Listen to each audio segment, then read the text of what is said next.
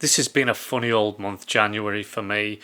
There's been a lot of flu going around and I hadn't had a chance to get out with my camera for weeks and weeks, and it was really getting me down. So I went out and actually did some street photography in Glasgow. Here's some of those images.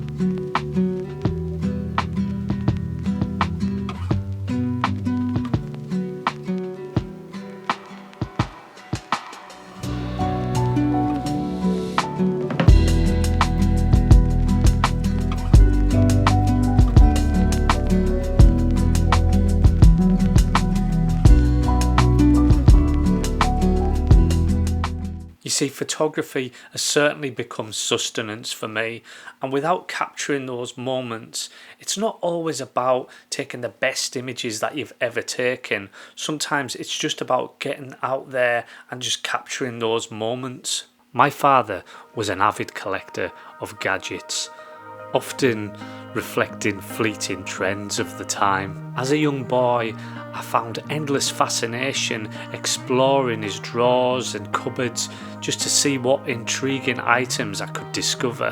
One day, as I rummaged through one of his rooms, I stumbled across an item that would change the course of my life forever.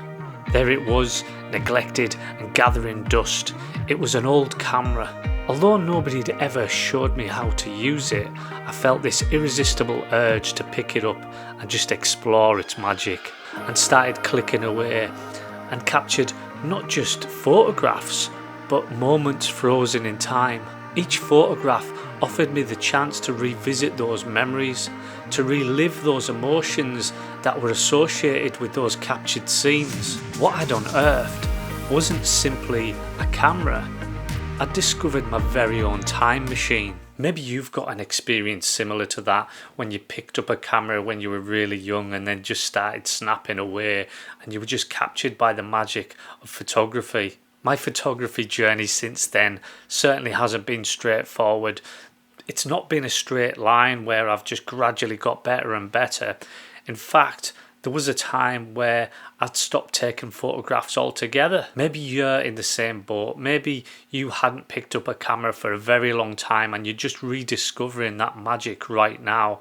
Well, that's amazing, because I did the same about 4 years ago. I just realised that this was what I always wanted. I always wanted to create art with photography. We must stay authentic and take photographs that we love. It doesn't matter what other people think about your photography. Of course, it's nice when somebody admires your work. I love it whenever somebody buys one of my prints and has it on the wall. Of course, I want people to relate and appreciate my photography. But at the same time, it's through your own authenticity that you'll find your audience. I have to always make sure that I stay authentic, even whenever I'm getting paid to do work. That's how I found those people in the first place, or rather that's how they found me. They looked at my work and wanted me to do photography for them. Now, if you then start to try to please the client in a way that you change your way of doing things, then you're really not staying authentic with yourself, and you're just not going to have fun doing those photos. I did a wedding just before Christmas. Now, weddings, if they were shot in a normal traditional way, I would be so bored doing them. So I always have to take those photographs in the way that I enjoy doing them.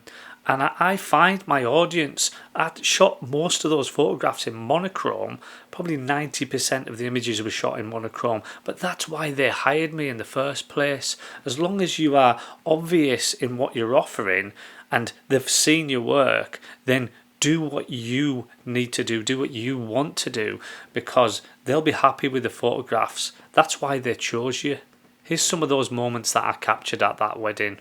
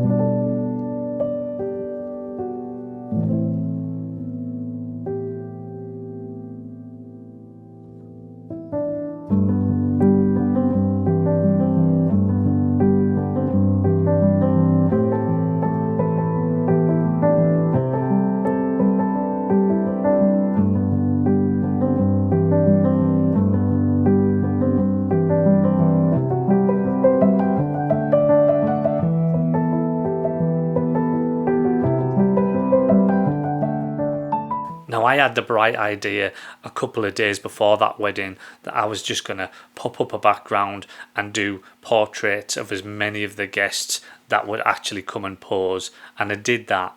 Here's those shots now.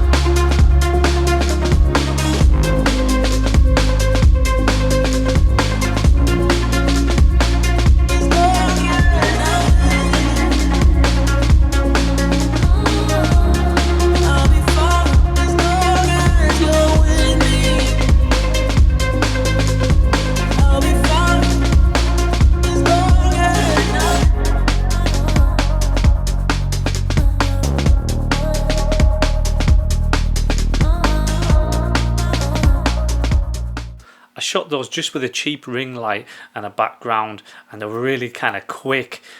What was amazing was the interaction. I know like people can hire those photo booths and things like that and dress up, all that sort of thing, but there's nothing that beats the interaction between the photographer and the subject. When I was younger in the 90s, I remember picking this book up, and it's called Snaps by Ellen von Unwerth. It was actually one of the first photography books that I'd ever really got that just had photographs in it. That wasn't one of these books that was a how-to, but merely images so that you can just really absorb those images, and I really did. And this book was a real turning point, and books can be like that. One thing that I really loved about her photography was it wasn't as clean cut as everything back then. It was taken on 35mm film. She shot on 35mm film all the time. She sometimes just used point and shoot cameras, but it was authentic to her. It was her particular style, and in that world at that time, it was almost unheard of for black and white photography to be being used, especially grainy and blurry black and white photography. But all of her photographs were full of emotion and storytelling, and this book just really pushed me forward as a photographer, even though you would kind of consider it fashion, but it's storytelling. I've been on the verge of releasing a photography book for some time now, and there's always something to change and all the rest of it. I'm glad to say that I am going to be releasing my photography book, but actually what I'm going to be doing is I'm going to be releasing books, not a book. It was way too difficult to put all of the years worth of work in one book, and what I thought was to make it more affordable for everybody is just to release it in 12 parts. So the first book will be out in February, and I'm going to have pre-orders. There'll be a link in the description to the pre-order of those books.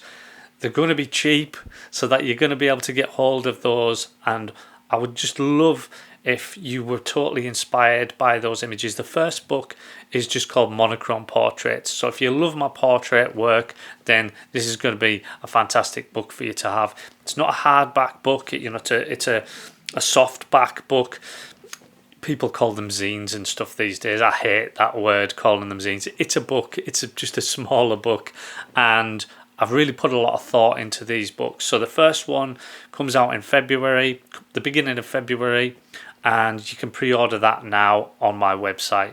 Don't forget, I've got spaces left on my workshops in London and Glasgow. That's street photography and street portraits. I would love to see some of you along to that throughout this year. There's the Monochrom Madness online course. I've had such amazing feedback for that course and people have learned so much. I've had such lovely emails back from everybody on that.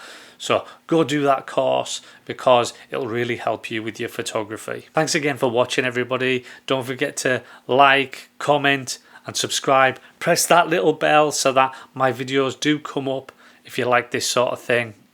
And I'll see you next time.